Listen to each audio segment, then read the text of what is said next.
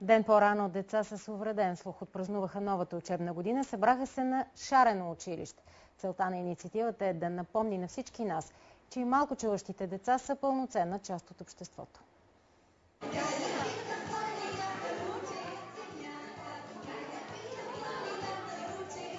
Шареното училище е различно. Чинове няма, само място за танци и забава. Всяка нова учебна година в общественото пространство се говори за финанси и учебни програми. Тази година се включва и друга равностойна тема – за децата с увреден слух, техните трудности и техните победи в масовото училище.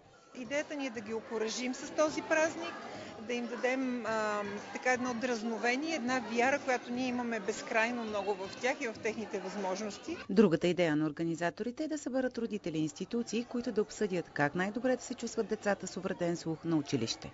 Надявам се наистина все повече да ги интегрираме в обществото и с цялото общество да ги приеме, защото са като всички останали деца.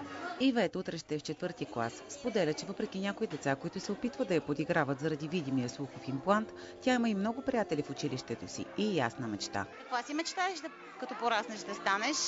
Ами зъболекарка, защото искам да лекувам зъбите на хората, за да после да са щастливи, че са им бели, чисти и здрави. Празникът продължи в свободен формат с подготвени игри за децата и родителите. Те имаха за задача да разкажат история чрез апликация, с която да успеят да грабнат вниманието на децата си.